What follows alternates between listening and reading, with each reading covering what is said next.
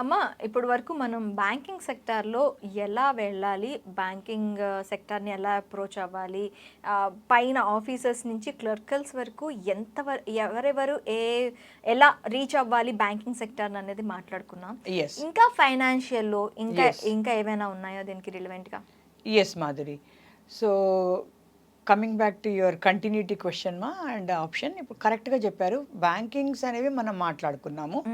ఆ బ్యాంకింగ్స్లో కూడా మనం క్లియర్గా ఎలా చెప్పామంటే, ఫస్ట్ గ్రామీణ బ్యాంకులు అనేవి ఎలా ఉంటాయి, ఆ తర్వాత ఐబీపీఎస్లో అంటే ఇండియన్ బ్యాంకింగ్ పర్సనల్ సర్వీస్లో మనకి క్లరికల్లో రిక్రూట్మెంట్ ఎలా ఉంటుంది, ఆఫీసర్లో రిక్రూట్మెంట్ ఎలా ఉంటుంది, తర్వాత నెక్స్ట్ స్టెప్ వచ్చేసి reserve bank state bank of India విడిగా తన ఓన్ రిక్రూట్మెంట్ బోత్ అగైన్ క్లరికల్కి ఎలా కండక్ట్ చేస్తుంది, ఆఫీసర్స్కి ఎలా కండక్ట్ చేస్తుంది.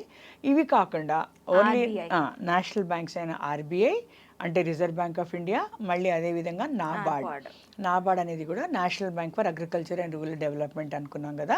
ఇవి కూడా ఆర్బీఐ ఏమో అసిస్టెంట్ అంటే క్లరికల్ లెవెల్లో కూడా కండక్ట్ చేస్తుంది, గ్రేడ్ బికి కూడా కండక్ట్ చేస్తుంది. నాబార్డ్ అనేది గ్రేడ్ ఏ లెవెల్లో కండక్ట్ చేస్తుంది. సో మనము ఒక అవగాహన తెచ్చుకున్నాము వేరియస్ ఎంట్రీ పాయింట్స్ ఏవి అని.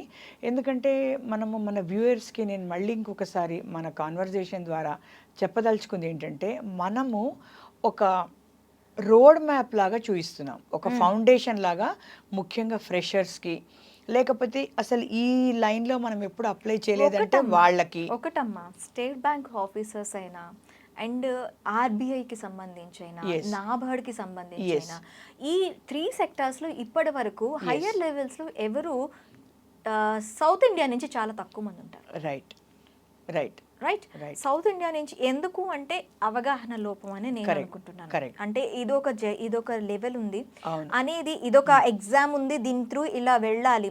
ముఖ్యంగా ఎస్బీఐ పక్కన పెడితే RBI and NABARD maximum crack peoples are not. చాలా కరెక్ట్గా మీ అబ్జర్వేషన్ ఉందమ్మా. ఎందుకంటే ఆనెస్ట్లీ కూడా ఏంటంటే ఆర్బీఐ గ్రేడ్ బి అన్నది మనం లాస్ట్ టైం కూడా అనుకున్నట్టు it is almost like next civil service. It's a very very highly professional service and ఇంకా చెప్పాలంటే ఎక్స్క్లూజివ్లీ ఎకనామిక్ సబ్జెక్ట్ డొమైన్గా ఉంటుంది. సో మన దగ్గర ఎంఏ ఎకనామిక్స్ చేసి ఎంఏ ఫినాన్స్ చేసిన వాళ్ళు, ఆ సెక్టర్లో ఆలోచించిన వాళ్ళు చాలా తక్కువ మంది ఉంటారు. అదేవిధంగా మన యూపీఎస్సీలో కూడా ఇండియన్ ఎకనామిక్ సర్వీస్ గురించి కూడా మాట్లాడుకున్నాం. సో ఇండియన్ ఎకనామిక్ సర్వీస్ అయినా, ఆర్బీఐ గ్రేడ్ బి అయినా, ఇవన్నీ ఏంటంటే very very very subject specific అని చెప్పుకోవచ్చు. సో అంత అవగాహన అనేది మనం ఇక్కడ లేదని కూడా చెప్పడంలో తప్పులేదు అనుకుంటా నేను. ఎందుకంటే చాలామంది ఏంటంటే జర్నలిస్ట్ అంటే అలా కాదు, జనరల్గా ఉండే జాబ్స్, జనరల్ ఐబీపీఎస్ బ్యాంక్స్లో ఆఫీసర్స్ కానీ క్లర్క్స్ కానీ అయిపోతే సరే అని చెప్పి ఆపేస్తుంటారు.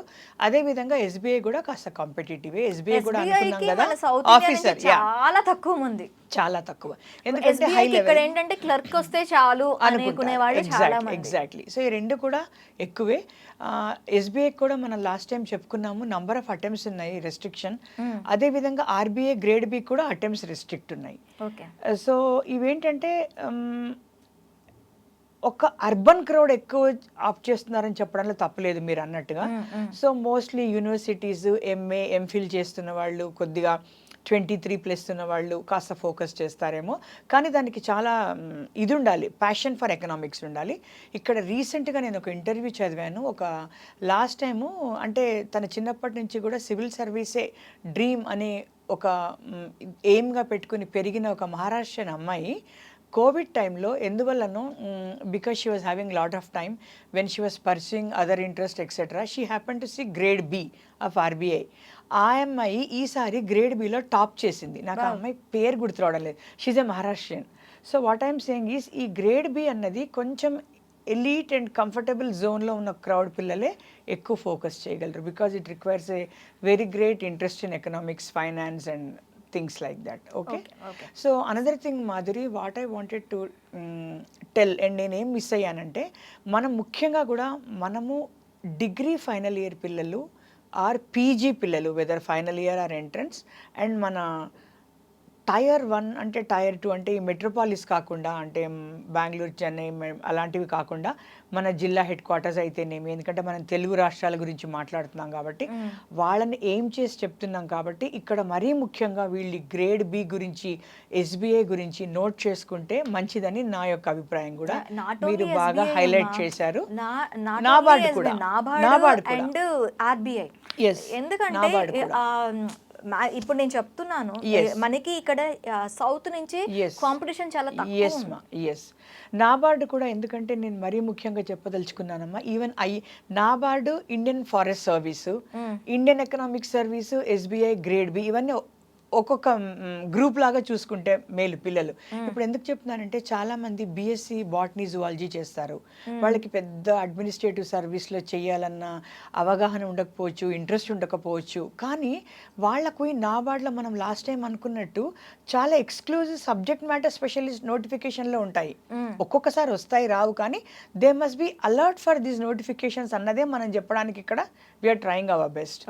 బీఎస్సీ చేస్తే ఫారెస్ట్రీ, యాక్చువల్లీ మనం ఇంకా స్టేట్ సర్వీసెస్ గురించి మాట్లాడుకోలేదు. ఫారెస్ట్ డిపార్ట్మెంట్లో కూడా చాలా అబ్జార్ప్షన్ ఉంటుంది స్టేట్ కి సంబంధించి. ఎస్, ఎందుకంటే ఫారెస్ట్లో దేనికైనా కూడా డిస్ట్రిక్ట్ హెడ్ అంటే సివిల్ సర్వీసెస్లో రెస్ట్రిక్ట్ అవుతారు, రిక్రూట్ అవుతారు, కానీ lower second level, third level అంటే medium management, lower management state service ద్వారానే రిక్రూట్ అవుతారు. అది మనం స్టేట్ గురించి చెప్పుకున్నప్పుడు తప్పనిసరిగా టచ్ చేద్దాము. సో ప్రతి సబ్జెక్ట్లో కూడా, ఇప్పుడు జియాలజీ కూడా అలానే అయింది నాబార్డ్లో కానీ వేరే ఆర్గనైజేషన్, ఈవెన్ యూపీఎస్సీలో కూడా జియాలజిస్ట్కే సెపరేట్ రిక్రూట్మెంట్ ఉంటుంది. ముఖ్యంగా ఇప్పుడు గ్రౌండ్ వాటరు, మన రూరల్ వాటర్ టేబుల్, ఇవన్నీ రెయిన్ వాటర్ హార్వెస్టింగ్, ఇవన్నీ చాలా ఎక్కువ అవుతున్నాయి కదమ్మా. ఒక లాస్ట్ 10 years నుంచి మిస్ అయిన subjects continuation with SBI, RBI and NABARD. Another thing which I wanted to tell you was మా, ఈ మధ్య ఐడిబిఐ అని ఉంది, అంటే industrial bank development of India అని. వాళ్ళు ఏం చేస్తున్నారంటే చాలా క్లెవర్గా డిగ్రీ అవ్వగానే ఒక పీజీకి అడ్వర్టైజ్మెంట్ చేస్తున్నారు. అంటే that is called PG diploma in banking and finance. దాంట్లో ఒకటే లెవెల్ ఎగ్జామ్ ఉంటుంది ఎంసీక్యూస్తో, అంటే లెవెల్ 1, లెవెల్ 2 కాకుండా. దీనిలో వచ్చిన వాళ్ళకి ఒక 1 year ఒక డిప్లొమా కోర్స్ లాగా జాయిన్ చేసుకుంటారు. ఆ డిప్లొమా కోర్స్ అనేది మణిపాల్ ఇన్స్టిట్యూట్ వాళ్ళ ఆధ్వర్యంలో బెంగళూరులో చేస్తారు. సో 1 year అవ్వగానే ఏమవుతుంది, వీళ్ళకి పీజీ డిప్లొమా వస్తుంది. ఎట్ ద సేమ్ టైం ఐడిబిఐలో వాళ్ళు స్టాఫ్గా అబ్జర్వ్ అయిపోతారు. గ్రేడ్ ఏ అసిస్టెంట్గా మొదలు పెడతారు. 3 years అవ్వగానే గ్రేడ్ ఏకి అప్గ్రేడ్, గ్రేడ్ ఏలో అసిస్టెంట్స్గా, అంటే ఫస్ట్ బిగినింగ్ పీజీ డిప్లొమా చేస్తారు కదా, చేయగానే వాళ్ళకి వెంటనే అసిస్టెంట్, పోనీ గ్రేడ్ ఏ మర్చిపోండి, అసిస్టెంట్గా తీసుకుంటారు. 3 years అవ్వగానే గ్రేడ్ ఏకి వెళ్తారు.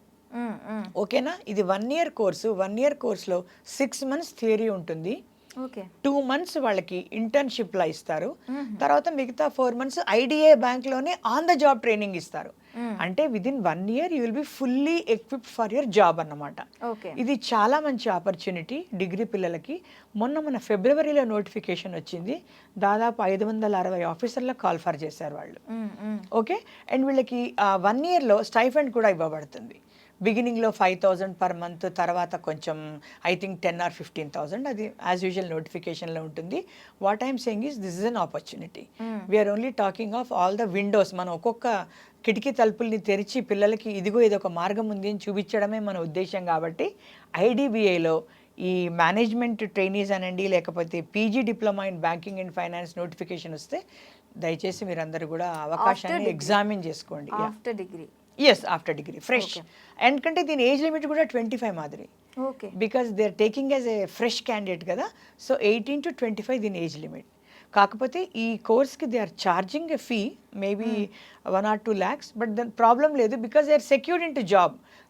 ఆ నోటిఫికేషన్లో చాలా డీటెయిల్గా ఇచ్చారు హౌ ద శాలరీ నుంచి they will be adjusted with this అని. అవి ఇక్కడ చెప్పడం అంత అవసరం లేదేమో, అంత డీటెయిల్డ్గా. ఒక నోటిఫికేషన్ వస్తుంది, 1 year డిప్లొమా ఉంటుంది, వాళ్ళే అబ్జర్వ్ చేసుకుంటారు, స్టైఫండ్ ఇస్తారని తెలుసుకుంటే చాలు. అది కాదు, 1 year తర్వాత వాళ్ళు అది గ్రాప్ చేయలేకపోయారు అనుకోండి కోర్స్ చేసిన, లేదు వాళ్ళు ఇవాల్యుయేషన్ చేస్తారమ్మా తర్వాత లాస్ట్లో. ఇప్పుడు మనం అనుకున్నాం కదా ఆన్ ద జాబ్ ట్రైనింగ్ ఉంటుంది, తర్వాత ఈవెన్ ఇంటర్న్షిప్ ఉంటుంది అని. They will definitely learn.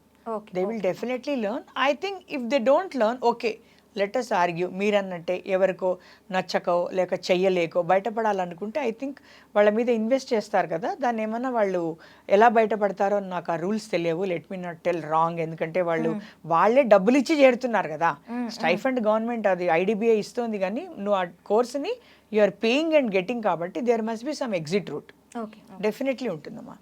So తర్వాత ఇప్పుడు ఈ బ్యాంకింగ్ సెక్టారు ఈ ఐడిబిఐతో ఆల్మోస్ట్ ఇంపార్టెంట్ బ్యాంక్స్ అయిపోయినట్టే, ఈ ఫినాన్స్ సెక్టర్లో ఇంకొక చాలా పెద్ద ఓషన్ లాంటి సెక్టర్ ఏంటంటే ఇన్సూరెన్స్ సెక్టర్. చాలామంది ఏంటంటే ఇన్సూరెన్స్ అనగానే ఏజెంట్స్ అనుకుని చాలా అమ్మో ఏజెంట్స్ అని చాలా అదొక ఏజెంట్ అంటే అదేదో పెద్ద మనకి ప్రాబ్లం అన్నట్టుగా ఒక ఇమేజ్తో ఆగిపోతుంది. ఏజెంట్ కన్నా మీద ఇంకొకరు ఏజెంట్ నడిపేవాళ్ళు. సో ఎల్ఐసిలో అమ్మా నేనేం చెప్పదలుచుకున్నానంటే అసిస్టెంట్ అడ్మినిస్ట్రేటివ్ ఆఫీసర్ అనే పోస్ట్ ఉంటుంది. ఇట్స్ ఆల్సో హైలీ ఏమనాలి ఛాలెంజింగ్.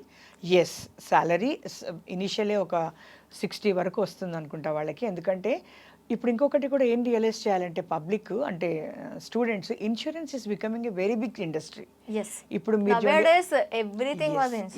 లైఫ్ ఇన్సూరెన్స్ కావచ్చు, నాన్ లైఫ్ ఇన్సూరెన్స్ కావచ్చు, లేకపోతే ఈవెన్ గవర్నమెంట్ ఆఫ్ ఇండియా కావచ్చు, గవర్నమెంట్ ఆఫ్ ఎనీ స్టేట్ గవర్నమెంట్లో కూడా ఎన్నో ఇన్సూరెన్స్ రిలేటెడ్ స్కీమ్స్ ఉంటున్నాయి. సో అక్కడంతా కూడా ఇన్సూరెన్స్ స్పెషలిస్టులు చాలా ఇంపార్టెంట్ రోల్ ప్లే చేస్తారు. ఆ స్కీమ్స్ డెవలప్మెంట్ చేయడం కానీ, పిఎం ఆవాస్ యోజన అని కానీ, లేకపోతే పిఎం ఫసల్ యోజన, అలా చాలా ప్రోగ్రామ్స్ ఉన్నాయి. మన దగ్గర కూడా రైతు బంధు లాంటివి, రుణమాఫీ ప్రోగ్రాంలో ఈ ఇన్సూరెన్స్ ఏజెంట్స్ అనేవాళ్ళు బ్యాంకింగ్ సెక్టార్తో కలిసి ఈ గవర్నమెంట్ ప్రోగ్రామ్స్ని ఇవాల్వ్ చేయడంలో చాలా పెద్ద రోల్ ఉంటుందమ్మా. సో ద జాబ్ సాటిస్ఫాక్షన్ చాలా ఉంటుంది. So coming back to our recruitments, first LIC తనకు తాను సెపరేట్గా రిక్రూట్ చేసుకుంటుంది. ఏఏఓ అంటారు, అసిస్టెంట్ అడ్మినిస్ట్రేటివ్ ఆఫీసర్. ఈ పోస్ట్ కూడా ఆల్మోస్ట్ రెగ్యులర్గా నోటిఫై అవుతాయి. దీనికి కూడా 30 years age, degree qualification essential. వీళ్ళకు కూడా ప్రిలిమ్స్ అండ్ మెయిన్స్ సేమ్ ప్యాటర్న్లో ఉంటాయి. సేమ్ phase 1 phase 2 అంటారు మన స్టాఫ్ సెలక్షన్ కమిషన్ లాగా. phase 1 అంటే క్వాలిఫై అవ్వాలి, మళ్ళీ సేమ్ ఇంగ్లీష్, మ్యాథ్, రీజన్లో. నేను మాట్లాడేది ఎల్ఐసిలో అసిస్టెంట్ అడ్మినిస్ట్రేటివ్ ఆఫీసర్ గురించి. తర్వాత అదేవిధంగా వీళ్ళు మెయిన్స్లో ప్రిలిమ్స్లో క్వాలిఫై అయితే మెయిన్స్కి వెళ్తారు. మెయిన్స్లో రీజనింగ్ ఉంటుంది, జీకే ఉంటుంది. తర్వాత కొంచెం ఈ ఇన్సూరెన్స్ సెక్టార్ గురించి బిట్స్ వస్తాయి. అంటే మరి జనరల్ అవేర్నెస్ అలా కాకుండా, మనం బ్యాంక్స్లో కూడా మీకు గుర్తుంటే జీకే అని కాకుండా కొంచెం ఫినాన్స్ గురించి, బ్యాంకింగ్ గురించి ఎక్కువ ఉంటుందని మాట్లాడుకున్నాము. అదేవిధంగా ఇక్కడ ఒక పేపర్ వచ్చేసి ఇన్సూరెన్స్ గురించి ఉంటుంది. ఇవన్నీ కూడా ఎంసీక్యూసే, ఎక్కడ కూడా డిస్క్రిప్షన్ అనేది కంటెంట్లో లేదు. మెయిన్స్లో ఈ 4 పేపర్లు అంటే రీజనింగ్, జీకే, తర్వాత ప్రొఫెషనల్ నాలెడ్జ్, తర్వాత ఇన్సూరెన్స్ నాలెడ్జ్ గురించి కాకుండా ఒక చిన్న డిస్క్రిప్టివ్ ఉంటుంది ఇంగ్లీష్లో. అది ఇంగ్లీష్లో ఓన్లీ ఫర్ క్వాలిఫైయింగ్, దాన్ని ఏమి లెక్క పెట్టరు. సో ఈ మెయిన్స్లో క్వాలిఫై అయితే ఇంటర్వ్యూ ఉంటుంది. So as usual mains plus interview. It's a good salary. Postings are pan India. LIC అనేది కూడా రీజనల్ ఆఫీసెస్, జోనల్ ఆఫీసెస్లో ఉంటాయి. ఇలాంటి పోస్టులు కంఫర్టబుల్గా లైఫ్ బిగించేయచ్చు. అదేవిధంగా ఎల్ఐసి ఎలాగైతే లైఫ్ ఇన్సూరెన్స్, నాన్ లైఫ్లో మనం చాలా పాపులర్ అయినవి నేషనల్ ఇన్సూరెన్స్ ఒకటి, యునైటెడ్ ఇన్సూరెన్స్ ఒకటి, తర్వాత ఓరియంటల్ ఇన్సూరెన్స్ ఒకటి, ఇలా 4 ఉన్నాయి. న్యూ ఇండియా అష్యూరెన్స్ ఒకటి. వీళ్ళు కూడా ఇదే విధంగా ఏఏఓస్కి కండక్ట్ చేస్తారు. So the market is huge, job market is huge. కాకపోతే only thing is we should be alert, our antenna should be alert. అది ఎప్పుడు notification almost same 30 years experience, I mean age ఉండాలి, ప్రిలిమ్స్ ఉంటుంది, 30 years లోపు ఉండాలి. Yes, upper limit. ఎందుకంటే beginning is degree, prelims ఉంటుంది, mains ఉంటుంది. ప్రిలిమ్స్లో కూడా ప్యాటర్న్ ఇవే ఉంటాయి. మెయిన్స్కి వచ్చేటప్పటికి సేమ్ రీజనింగ్ ఉంటుంది, ఇంగ్లీష్ ఉంటుంది, కాస్త కంప్యూటర్ ఉంటుంది. ఒక్కొక్క ఆర్గనైజేషన్ ఇప్పుడు న్యూ ఇండియా ఒకలా ఉండొచ్చు, నేషనల్ ఇన్సూరెన్స్ ఒకలా ఉండొచ్చు. ఇవన్నీ నోటిఫికేషన్ స్పెసిఫిక్ ఉంటాయి. ఇంకొకటి ఏంటంటే మాదిరి 1 minute, ఈ నేషనల్ ఇన్సూరెన్స్ వీటిలలో నాట్ ఓన్లీ జనరల్ వాళ్ళకే కాకుండా, మీరు మనకు తెలుసు కదా డాక్టర్స్కి రిక్రూట్మెంట్ ఉంటుంది, అండ్ ఇన్సూరెన్స్లో లీగల్ ఇష్యూస్ చాలా ఉంటాయి. సో మళ్ళీ లాయర్స్కి, లీగల్ గ్రాడ్యుయేట్స్కి, డాక్టర్స్కి కూడా ఓపెనింగ్స్ ఉంటాయమ్మా. డెఫినెట్గా నోటిఫికేషన్ చూడండి, అలర్ట్గా ఉండండి పిల్లలు, ఆస్పిరెంట్స్. మీరు తీసుకుంటారా తీసుకోరా వేరే విషయం, కానీ మనం ఎప్పుడు కూడా ఎగ్జామ్ అనగానే ఒక టీచర్ రిక్రూట్మెంట్ రాలేదనో, టీఎస్పీఎస్సీలో ఒక గ్రూప్ 1 గ్రూప్ 2 రాలేదనో, ఇంకా మాకు ఉద్యోగాలు లేవనో అనుకోకుండా ఇన్ని ఉన్నాయి చూడండి అని చెప్పడమే మన యొక్క మెయిన్ ఉద్దేశం. ఒకసారి అంటే ఇప్పుడు ఫైనాన్స్ రంగంలోనే మనకి ఇన్ని ఉన్నాయి. ఎగ్జాక్ట్లీ. కాకపోతే గ్రాప్ చేయడం అనేది ఇప్పుడు నేను ఇందాక చెప్పినట్టు సౌత్ ఇండియా నుంచి చాలా తక్కువ అవేర్నెస్ చాలా తక్కువ. అండ్ ఒకసారి పోస్టింగ్ కి మనం ఇక్కడే రావాలి అనుకునే, అంటే మనం ఇక్కడే సెటిల్మెంట్ కావాలి అనుకునేటప్పుడు ఆల్ ఇండియా మనకి ఒక సెటైన్ ఆఫ్ దీంట్లో చాయిసెస్ కూడా ఉంటాయి. అలాంటప్పుడు మీకు హోమ్ టౌన్ కూడా మీరు పెట్టుకునే ఛాన్సెస్ ఉంటాయి. ఇప్పుడు మెట్రోపాలిటన్ సిటీస్ లాంటివి ఉంటాయి. అక్కడ నుంచి మీరు ఇక్కడ సౌత్ ఇండియా నుంచి రాయగలిగితే నువ్వు అక్కడ చాయిస్ కింద నీకు ఇక్కడే రావచ్చు. ఎవరో నార్త్ ఇండియన్ వచ్చి ఇక్కడ గ్రాప్ చేసే బదులు సౌత్ ఇండియన్ గా నువ్వు ఇక్కడ గ్రాప్ చేయొచ్చు. రైట్. మీరు యాక్చువల్లీ చాలా రిలవెంట్ పాయింట్ చెప్పారు, ఎందుకంటే as usual relevant point add చేశారు. నేను చాలాసార్లు ఎప్పుడైనా ఇలాగ రూరల్ బ్యాక్గ్రౌండ్ నుంచి లేకపోతే అన్ఎంప్లాయిడ్ పిల్లలు ఎదురైనప్పుడు కాన్వర్జేషన్లో పెడితే మీరు ఎందుకు ఇలాగా వేరే జాబ్స్ ట్రై చేయరు అంటే వాళ్ళు చెప్పేది మెయిన్ రీజన్ ఇక్కడే కొంచెం దగ్గరలో ఉంటే బాగుంటుంది కదా మేడం, ఈ ఉద్యోగాలు ఎక్కడొస్తాయి ఏమో అంటే లైఫ్లో అమ్మా అట్లీస్ట్ 30-35 కొంత రిస్క్ తీసుకోకపోతే లైఫ్లో ఎదుగుదల కాదు, అసలు సెటిల్మెంటే ఉండదు. మీరు 100% చెప్పినట్టు పాన్ ఇండియాతో లైఫ్ బిగిన్ అయినా కూడా వీళ్ళు ఈవెన్చువల్లీ వచ్చేయచ్చు హోమ్ స్టేట్స్కి. ఇవన్నీ కూడా ఏ పోస్టులు కూడా ఏ పోస్టులు కూడా పర్మనెంట్ ఒక లొకేషన్లో ఉండవు, ట్రాన్స్ఫర్స్ అవుతూనే ఉంటాయి. అండ్ డెఫినెట్లీ ఇప్పుడు నువ్వు ఉన్న స్థితి నుంచి ఒక సేఫ్ అండ్ స్టేబుల్ జాబ్కి ఒక డీసెంట్ లైవ్లీహుడ్కి వెళ్తున్నామంటే why you can't little bit move? You should be able to take the chance. నువ్వు ఇప్పుడు ఇంజనీరింగ్ చదివి కొంతమంది అబ్రాడ్ వెళ్ళిపోవడానికి సిద్ధంగా ఉంటారు. ఇక్కడ పేరెంట్స్ కూడా ఆపుతూ ఉంటారమ్మా, పిల్లలు మా దగ్గర ఉండాలి అని. అమ్మాయికి పెళ్లి చేసి పంపిస్తున్నారుగా, చదువులకి అని చెప్పి పంపిస్తున్నారుగా, చదువులకి అని చెప్పి అబ్బాయిని వేరే ఊరు పంపిస్తున్నారుగా, సెటిల్మెంట్ కి ఎందుకు పంపించరు? అది ఇంకో సెపరేట్ చాప్టర్ మనది. కాకపోతే ఇంకోటి కూడా మీరు just question they have to think. ఇంకొకటి కూడా అమ్మా నేను నీ పాయింట్కి యాడ్ చేస్తా. ఒక్కసారి గడప దాటితే అది 100 కిలోమీటర్లు అయితేనేంటి, 600 కిలోమీటర్లు అయితేనేంటి, ఇప్పుడున్న వ్యవస్థ అంటే ఇప్పుడున్న అరేంజ్మెంట్స్లో ఇదివరకు అంటే అమ్మో ఎలా వస్తాడో ఎప్పుడు వస్తాడో ఎక్కడ, ఇప్పుడు ఎలా ఉంది ట్రాన్స్పోర్టేషన్, ఎన్ని buses, private, airways, that's what rails, Vande భారత్లు, easy to travel, extremely so much improvement ఉంది కదా. సో ఆ చేంజ్ ఫస్ట్ పిల్లల్లో వచ్చి వాళ్ళ అవకాశాలు ఉన్నాయని గుర్తించి కొంత ప్రిపేర్ అయితే, ఇప్పుడు నిజంగా చూడమ్మా నాకు ఒక 60,000 జాబ్ వచ్చింది, నేను ఒక 200 కిలోమీటర్లు వెళ్ళాలి అంటే ఇప్పుడున్న పరిస్థితుల్లో ఎవరు కూడా తలుపులేసి వెళ్ళనీయమని అంటారని నేనైతే అనుకోను. కాస్త ఒక థాట్ ప్రాసెస్ మొదలవుతుంది, ఆప్షన్స్ స్టార్ట్ అయింది. అండ్ ఒక జాబ్ చేతిలో ఉందంటే మాదిరి నాకు ఒక 60,000 జీతం ఉంది, నేను కొంత దూరం వెళ్ళానంటే తప్పనిసరిగా ఎవరైనా సరే అవునా ఇది ఎలా చేద్దామని ఆలోచిస్తారే తప్ప వద్దొద్దు నేను పంపేననే రోజులు కావేమోనని నా ఫీలింగ్. ఇంకొకటి ఏంటంటే మనకి ప్రైవేట్ సెక్టార్కి గవర్నమెంట్ సెక్టార్కి ఒక ఇది ఏంటి అంటే ప్రైవేట్ సెక్టార్లో శాలరీ పెరుగుతుంది కదా అని అనుకుంటారు. ఇక్కడ కూడా గవర్నమెంట్ సెక్టార్లో తక్కువ పెరిగినా ఖచ్చితంగా పెరుగుతుంది. జాబ్ సేఫ్టీ ఉంటుంది. ప్రైవేట్ సెక్టార్లో పెరుగుతుందా లేదా అనేది కూడా మనకి తెలియదు. బట్ గవర్నమెంట్ సెక్టార్లో పెరుగుతుంది, ఖచ్చితంగా పెరుగుతుంది అండ్ స్టేబుల్ గా ఉంటుంది. దానిలో రిస్క్ ఉండదు. అంటే ప్రైవేట్ సెక్టార్లో పర్ఫార్మెన్స్ ఓరియంటెడ్ ఉంటుంది గ్రోత్. పబ్లిక్ సెక్టార్లో అంటే మనం మాట్లాడుకునే ఆర్గనైజేషన్స్ ఏవైతే ఉన్నాయో వాటిలో అంతా ఏంటంటే టైం బౌండ్ ఉంటుంది గ్రోత్. ఎక్స్ట్రాడినరీ చేస్తే ఎక్స్ట్రాడినరీ ప్రమోషన్స్ ఏమైనా ఇంక్రిమెంట్స్ ఇస్తారేమో కానీ నీ గ్రోత్ ఎక్కడికి పోదు. So you will definitely grow. రేపు వెళ్తే ఉద్యోగం ఉంటుందో ఊడుతుందో అనే భయం ఉండదు, ఎక్కువ స్ట్రెస్ ఉండదు. సో ఈ పాజిటివ్ లైఫ్లో ఎప్పుడు కూడా పాజిటివ్ నెగిటివ్ అనేది ప్రతి దానిలో ఉంటాయి. మనం అన్నీ చూసుకొని నెగిటివ్స్ ఉన్నాయి కానీ దానిలో ఏం పాజిటివ్స్ ఉన్నాయా, మనకు అది ఎలా లాభపడతాయా అని అబ్జర్వ్ చేసుకుంటే వీ కెన్ గ్రో. అంతే కదా. సో ఈ సెక్టర్స్లో కూడా మనం అనుకున్నట్టు క్లరికల్ కూడా ఉన్నాయి. నేను ప్యాటర్న్ సేమ్ కాబట్టి చెప్పట్లేదు. ఎల్ఐసిలో కూడా అసిస్టెంట్స్ రిక్రూట్ చేస్తారు, ఏఏఓస్ రిక్రూట్ చేస్తారు. నాన్ లైఫ్ అయినా మనం మాట్లాడుకున్నాం కదా ఇన్సూరెన్స్ సెక్టర్స్, అవి కూడా అసిస్టెంట్స్ని ఆఫీసర్స్ని రిక్రూట్ చేస్తాయి, స్పెషలిస్ట్ ఆఫీసర్స్ని కూడా రిక్రూట్ చేస్తాయి. అండ్ ఇప్పుడు ఇవే కాకుండా మన ఇన్సూరెన్స్ సెక్టర్ని ఒక డికేడ్ నుంచి అప్రాక్సిమేట్గా IRDA అంటే insurance regulatory development authority of India అని ఇంకొక బాడీ వచ్చింది. దాంట్లో కూడా సేమ్ రిక్రూట్మెంట్స్ అవుతాయి, కాకపోతే తక్కువ నెంబర్ ఉంటాయి, ఎవ్రీ ఇయర్ కాకపోవచ్చు. ఈ యొక్క లైన్ ఆఫ్ ఓపెనింగ్ అనేది పెట్టుకోవాలన్నదే మన బాటమ్ లైన్ అంతే. సో ఫైనాన్స్లో మేజర్గా నేను చెప్పాలనుకున్నవి ఇవేనమ్మా. ఓకే, మనకి NABARD first starting, NABARD, RBI, SBI IBPS, తర్వాత SEBI. సెబీ, గ్రామీణ బ్యాంకులు, ఆ. తర్వాత మనకి ఫైనాన్స్ సెక్టర్స్ లో one of the part Excellent, yeah. LIC, దాంట్లో నుంచి కూడా ఇన్సూరెన్స్ సర్వీస్, ఇంకా మిగిలిన నాన్ లైఫ్ ఇది life, non life insurance non life 6 ఉన్నాయి మాదిరి. మనం ఒక 3-4 పేర్లు చెప్పుకున్నాము. సో అవి యాన్యువల్ గా ఎవరికి వాళ్ళు వేస్తుంటారన్నమాట.